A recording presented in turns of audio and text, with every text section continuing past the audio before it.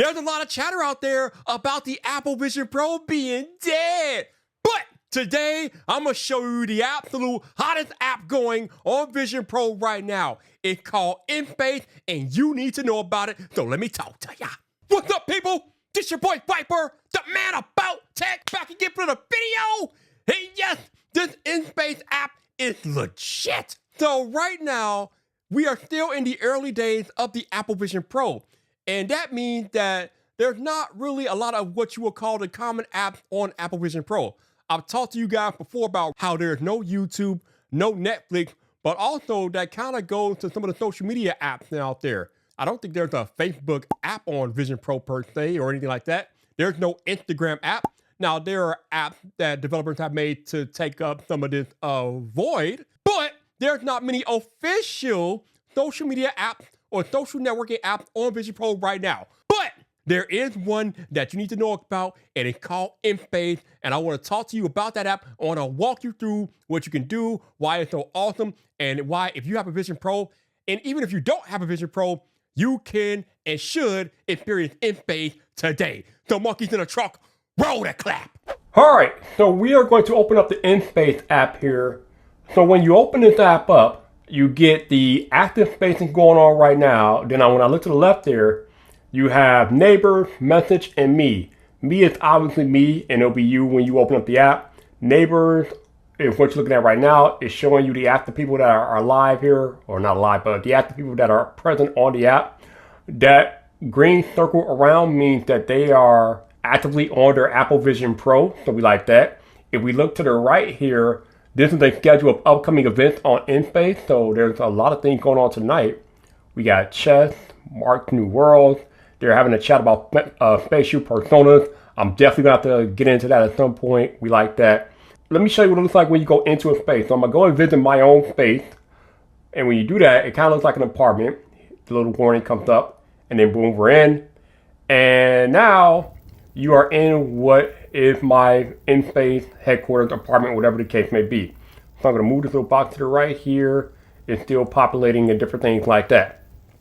So on the wall here, you see some pictures. Now I uploaded these pictures directly from my iPhone. So you can do that here. You can do that with your own picture. Look to the right here. You have some music that you can have on the wall with some cover art. Now you can download some stuff from your own Apple Music library, but I think there's only a select few albums that you can upload there, so be aware of that. I'm not going to play the music right now because of copyright. If I look over here, you see the two games on the table there. One is chess, one is Wing Blast. So if you have people in your apartment, they can play either of these games with you. Wing Blast is basically battleship in air, so with airplanes, so that's that. So let's look down here. So you have a round table of 8 spaces. Only 8 people can chat in a room at a time or an apartment at a time. If anybody else comes in here while the 8 people are in here, they can still observe the chat and listen to the people in the room, but they will enter the room in what inSpace calls spectator mode, which means they can look and listen, but they can't actively engage in the chat unless, and I'll bring the window back over here, they do it via party chat. So they can text the room, but they can't engage verbally with the room if they are in spectator mode. So that's pretty cool. So when you're in these apartments, you can share media, which is pictures or video. It goes both ways, so that's cool. You can personalize the apartment. So let's look in here and see what that looks like. Come on. All right, so you can personalize the wall color here, which is what I did. I have it as Broadway, which is black. Frames, that's how you add pictures to your apartment. Music and ambience, again, you can upload things from your Apple Music. The floor, you can change how the floor looks. Right now I have that black tile pattern on the floor. You can change the color of the curtains. You can go to the pet, but you can't do nothing with the pet. So there is. And I think Oliver is in here. Oliver, what's up, man? To himself? What's going on here? No, I'm recording a video from YouTube. That's fine. Yo, I'm gonna get a feature in the Man About Tech. You might. I don't know, but I don't know if it's gonna pick up your audio. So this is gonna be interesting to see when I go back and play this back if it picks up your audio. I think it does. That's one of the differences between inSpace and FaceTime, is it'll let you record audio in here. All right. So I wasn't expecting it. This is pretty cool. Oliver, how you doing today, sir? Good, doing well. How you doing, Viper? Doing good, sir. Now tell us what you like about the inSpace app. It's so cool to get to interact with other people in a virtual space. if they get spatial personas in here, it'll be perfect. Yeah. It'll be like, exactly like you're all in the same room. So I've really been. Oh, my camera turned off. Uh-oh. I've really been enjoying it, and it's been great. So yeah, super fun. Yeah, actually, I just met Oliver last night, and he invited me on my first ever spatial persona FaceTime call, and it was wild, Yeah. man. It was pretty cool. Wow. So, is there anything that you would see like added in space that's not currently present in the app, Oliver? Yeah, definitely. So there's two things that I would say that would kind of make this a killer app. One of them, as I talked about, was the spatial personas. Mm-hmm. So definitely having those. So instead of seeing you in a tile, I see you just like we'd see it in FaceTime. But the second one I would say is allowing people, I don't know if they're able to do this, but allow people to open other windows in the immersive space. You know what I mean? Like I can't open Safari, Yeah. I can't open Reddit, I can't open Discord while I'm in this room. I would have to Right. switch to windowed mode. So having the ability to do that would be super cool so that I can still be in this room, but still kind of multitask. Yeah. So, yeah. I wonder if that's a feature because if you're in the room and you're talking to people in the room, maybe they want you to be present in the conversation and not doing things in another window. But I would like that feature as well. I think that would be pretty cool. That's fair. That'd be cool. Yeah. So that's what I'm thinking. That's what would make this pretty cool. But yeah, man, I was giving people a walkthrough of what they can expect when they go inside their inSpace apartment or headquarters or wherever the case may be. Yeah, definitely, absolutely. And if I switch seats here, I'm going to change seats to the one next to Oliver here, and we're going to look at the. Here. Yeah, now I'm over here, and we got to talk about this internet browser video wall over here. Currently, the only thing that we can do with this is access the internet, but it can be shared by all. It can be shared to all the people in the room if they agree to acknowledge that you want to share it. That you can do that. Yeah.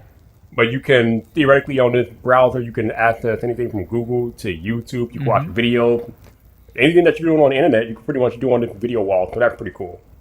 Absolutely, very fun. No doubt. Anything else you want to tell people about inSpace before we get out of here? I don't think so. Definitely, y'all should definitely give it a try if you can. Obviously, if you don't have a Vision Pro, no worries. But it's super fun. I think that this and spatial personas are really kind of bridging one of the big downsides that this headset had, which was that it was kind of very isolating and very like self-centric. But now Right. I think apps like inSpace and apps like like features like the spatial personas, I think we're really going to see that people use this much more as a social device to interact with people and not just kind of a device for one person. So I'm excited to see as it expands and gets more widespread. But features like this are really great, and I look forward to seeing where it goes in the future. So definitely, and you all should like and subscribe. Appreciate you, and maybe one day they'll let us interact with the dog too. That'd be nice. That would be very nice to interact with the dog. Oliver, man, I appreciate your input, man. Thank you. Absolutely. Take care. No doubt. Right now we are in immersive, so what I'm going to do is I'm going to switch to window mode because what Oliver was saying earlier, when you're in this immersive environment, you can't really do anything like open up a separate app or window. But if I switch to window mode here, it's going to take us out of here and take us back to my actual environment. Now we are still in the inSpace app. I can still talk to Oliver, but now I can do other things. Like let me open up another one. Let's say I want to open up Apple TV, right? So yeah, open up Apple TV, my library of movies here. But now you can do other things while being engaged in inSpace. If you don't want to, if your conversation's boring you or something like that. So yeah, a lot of different things that you could do with the inSpace app. But right now, this is the only social network per se on Vision Pro. So it has that early adopter advantage of pretty much anybody that has the Vision Pro is starting to use inSpace more and more. Like I said, I've been using this app since day one, and to see the user base growth since day one, since pretty much launch day of Vision Pro, has been nothing short of incredible. So definitely excited to see where they take the app, what features they add on, and they're going to continuously update it and make it better.